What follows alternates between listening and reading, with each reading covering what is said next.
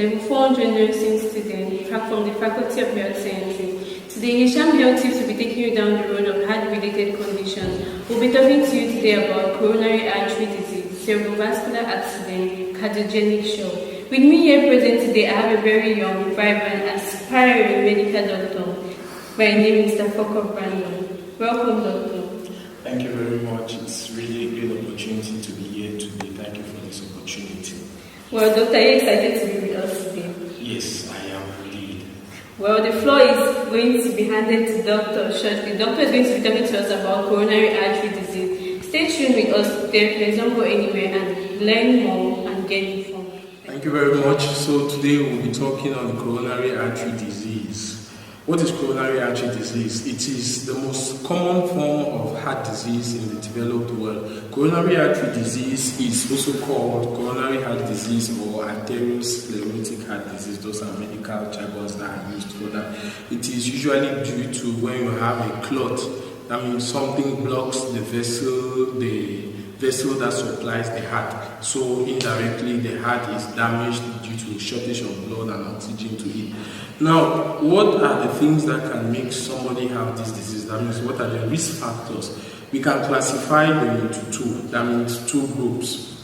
The first one are the group of things that we cannot change. We call them non-modifiable risk factors.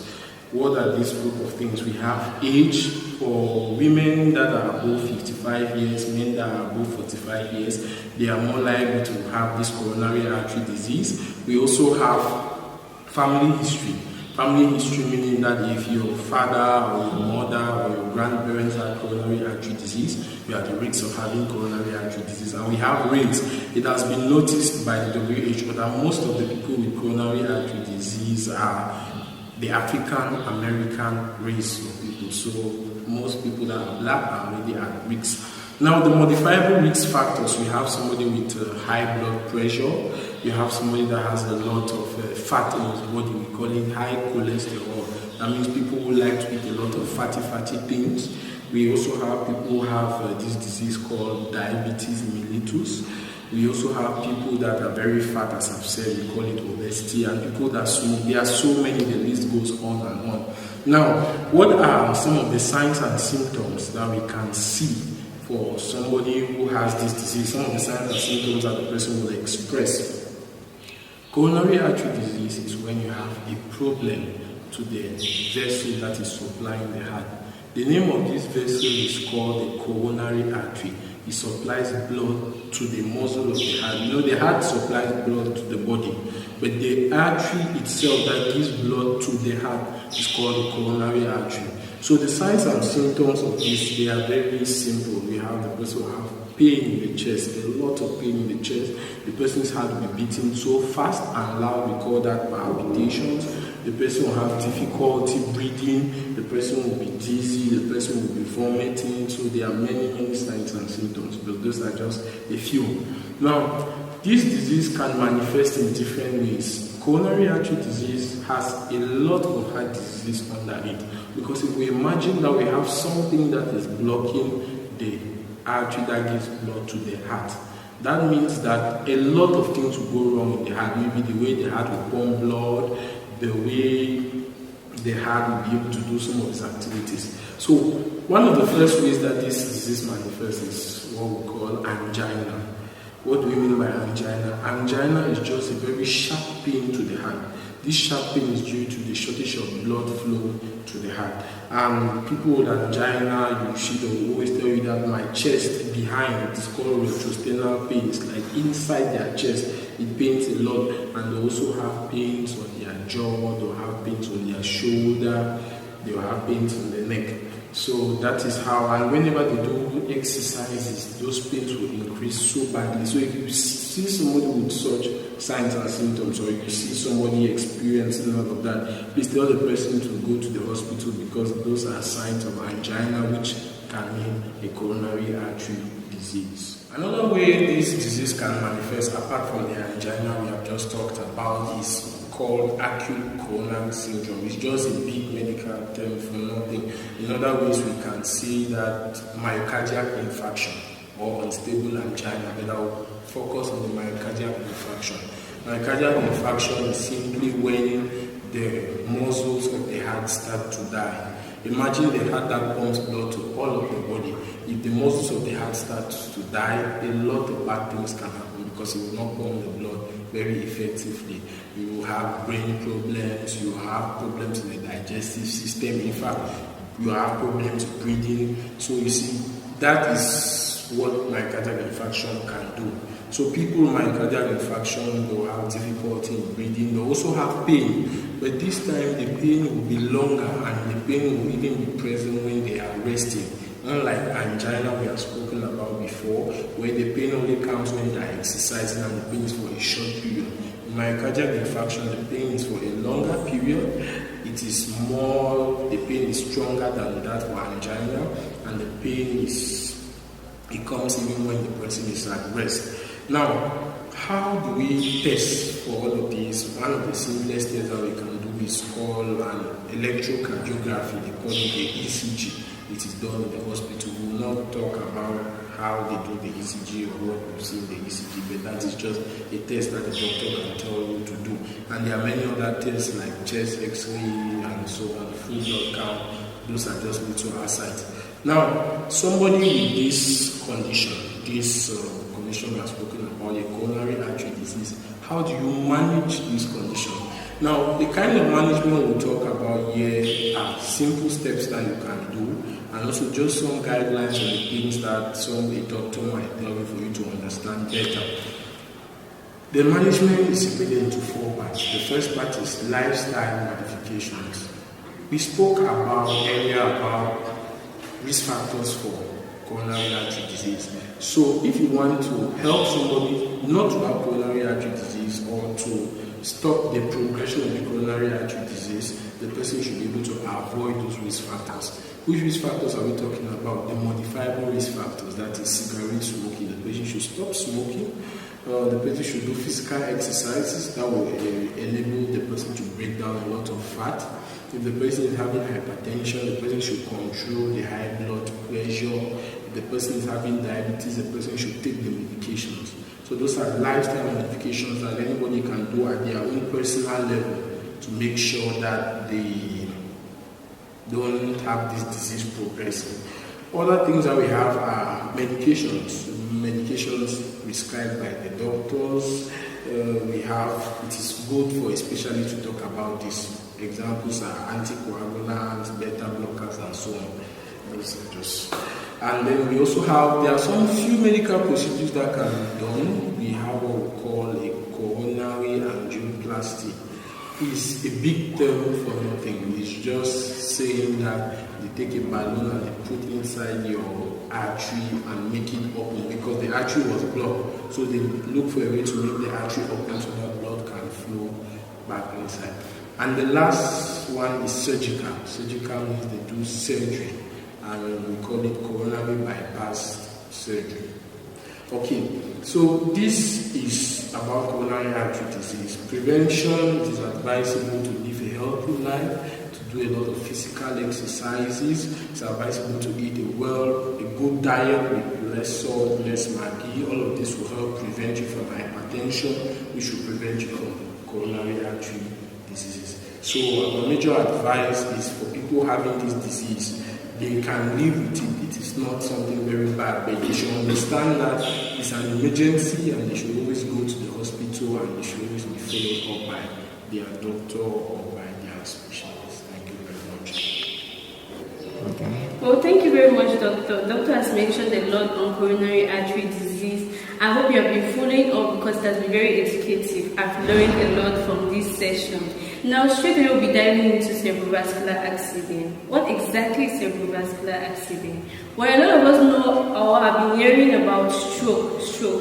That's the layman's way of calling it. Another way, a medical term or a medical way to call it is cerebrovascular accident. Wow, the brain is a very nice and dynamic organ in the body.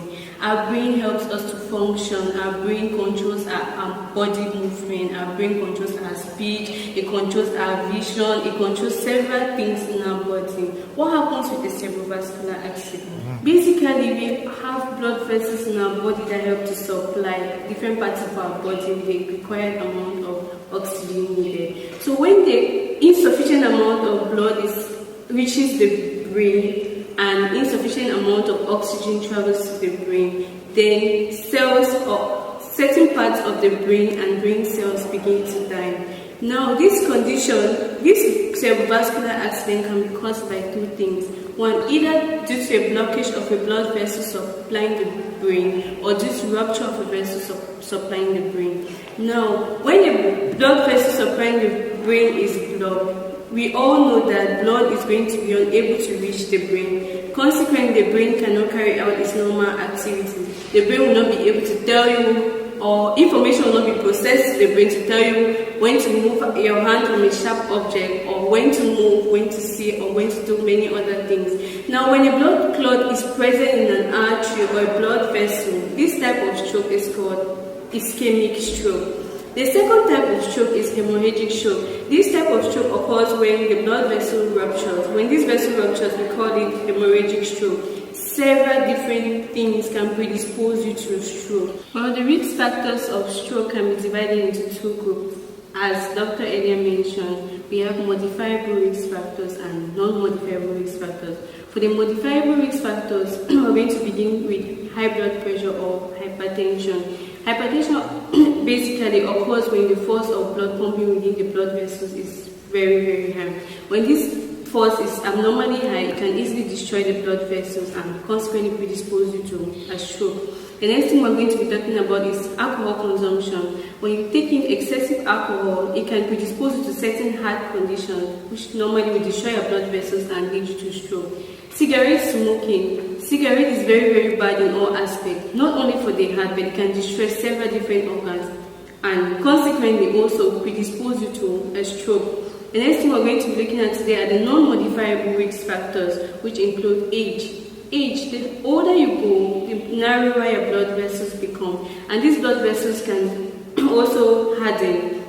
Thus, limited amount of blood supply which will be reaching your brain cells and consequently it can predispose you to a stroke. We'll be looking at race also. The African Americans are at high risk of having stroke. Another factor is gender.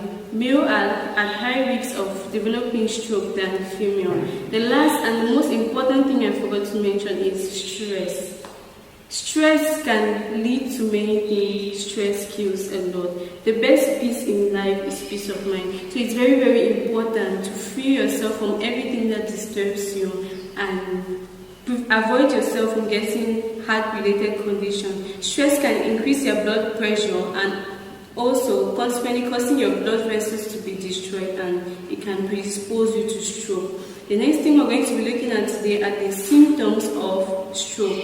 Well, an individual suffering from stroke is going to have the following symptoms: numbness or weakness of certain parts of the body. This is because our brain, the left side of our brain, supplies or controls the activities of the right side of our body.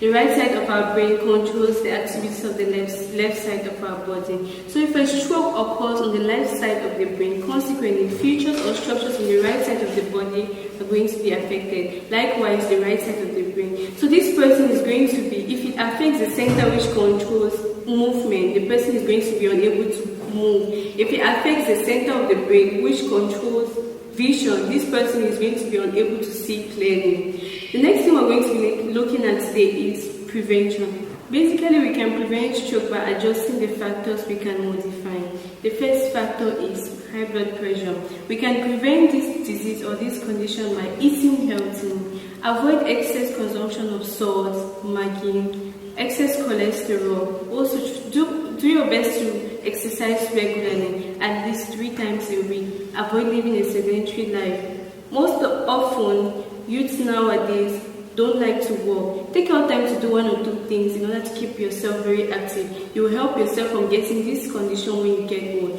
The next thing we can also modify is our alcohol intake. We can do this by limiting the amount of alcohol consumption we take every week or probably per day. Avoid cigarette smoking also, and stress, which is the last factor. Most of the things that disturb you in life, try not to think about it too much. Try not to focus on a lot of problems and disturb you or worry yourself a lot in order to prevent yourself from having this condition. The non-modifiable factors are mostly sometimes inherited, so this one is not at our level to control. Now, how can we manage a patient presenting with such symptoms before us? Sometimes as a health personnel or as anybody, as a lay person, you may get confused or you may tend to panic when you have someone facing such a condition before you. First, it is very simple. The first thing for you is to identify your fears and stay calm. Next, call for help as soon as possible. Look for someone to get a medical team to come and assist you. But while waiting for the medical team, reassure this patient. Tell the patient you're there for him. Tell the patient he or she is going to be alright because they're in safe hands. Next, keep the patient as calm as possible. Let the patient rest on a chair and avoid unnecessary noise and crowding in the scene. Remove any tight clothing from the patient, the ties, the belt, the shirt, the chain, whatever you can take off, do it very quickly in order to ensure adequate amount of oxygen reaching the patient. The next thing we can also do is to cover this patient with a warm blanket in order to avoid cold. Note, don't give this patient anything to eat or drink at this particular moment. It may be very dangerous to the patient's health. If the patient is presenting with signs of weakness or numbness on any part of the body which has been affected by the stroke, avoid moving that part of the body. This preventive or this first aid management can go a long way to help you before the medical team arrives. The next thing we're going to be looking at today is cardiogenic shock. Shock generally refers to inadequate perfusion to the body. What do I mean by inadequate perfusion? When your body is unable to get the required amount of blood supply and consequently oxygen, because our blood contains our red blood cells which helps to transport oxygen to our body. So when our body is unable to get blood, our body tissues will be unable to get oxygen, and consequently some of our cells may start dying as a result of lack of oxygen. The term cardiogenic shock definitely refers to the inability of the heart to pump blood effectively to our body. The heart is a very good and dynamic organ. The heart helps to pump blood to our body. So when our heart fails due to one reason or the other, our body is unable to get the required amount of oxygen it needs to function properly. One major cause of cardiogenic shock may be due to myocardial infarction. Now, I think doctor said something on myocardial infarction. Now, we're going to be moving straight away to the signs and symptoms of cardiogenic shock. Some symptoms of cardiogenic shock include chest pain. The patient may complain of chest pain. We'll also have rapid breathing in order to gain adequate amount of oxygen to the body. The patient will be breathing fast. Loss of consciousness, weak or trailing pulse, cold, pale and clammy skin. The skin is actually going to be cold and pale due to lack of blood supply to the areas of the skin. Now we're going to be looking at the risk factors of cardiogenic shock. The first will be high blood pressure, we have diabetes, we have older age too, and we have a history, or if you once had any heart condition, you are at high risk of having cardiogenic shock. Now, how can we prevent this? We can prevent this by preventing the conditions which can predispose us to cardiogenic shock. Firstly, we can prevent high blood pressure, like we earlier mentioned, by modifying our diet, doing regular exercises. Similar thing with diabetes. Now we're going to move straight away to the first aid management of cardiogenic shock. The first aid management of cardiogenic shock includes lay the patient on a flat surface in a triangular position. What do I mean by a triangular position? Have the leg elevated above the head and the head a bit tilted below. The next thing we're going to do is call for help if you can get any help. Also try to reassure the patient, like we earlier mentioned. Remove any tight clothing from the patient. I think all these are going to help or go a long way to help a patient suffering from cardiogenic shock. So now we'll talk about just a little about myocardial infarction. Myocardial infarction is when we have, as I said earlier, we have the coronary artery that supplies the heart. So when we have a blockage of that artery or the artery is destroyed, the shortage of blood to the heart, that means shortage of oxygen or shortage of nutrients. Therefore, the cells in the heart muscles start dying and it leads to a myocardial infarction, meaning the heart cannot pump blood well and so the whole system the whole body is affected. Now, myocardial infarction, I have talked about it already. I will just go to the management of myocardial infarction. Now, if you have a patient with myocardial infarction, some of the steps of management that we have are, the first thing we can do is we can give the person an analgesic that is for pain. Since the myocardial infarction is very painful, we give an analgesic of a class opioids. What do I mean by that? An example is morphine. Morphine is a very strong analgesic. We can give 5 to 10 milligrams of morphine. We can also give people that are having myocardial infarction, they tend to vomit sometimes. So we can give something called an antiemetic to stop them from vomiting. An example is metoclopramide. The next thing that we can give people that have myocardial infarction to prevent a stroke. My partner here was talking about stroke. So to prevent a stroke, we give them what we call an antithrombotic agent. That means something that will prevent a clot that can cause a stroke. An example of an antithrombotic agent, we have aspirin. Aspirin, 300 milligrams can be given, that is oral aspirin, or we can also give the person what we call heparin, lower molecular weight heparin. The next thing that we can give somebody who has myocardial infarction is an anti-angina. What do we mean by that? That is, examples here are what we call beta blockers or nitrates. Beta blockers, we have atenolol, propofol. There are many of them. So those are some of the things that we can give medically to somebody who has an angina. Depending on the dosage, depending on the kind of drug in particular, it will be determined by the specialist that is taking care of the person. And some of the complications that we have from myocardial infarction are heart failure, very common. That means the heart fails, you cannot pump blood again, and that is how death comes.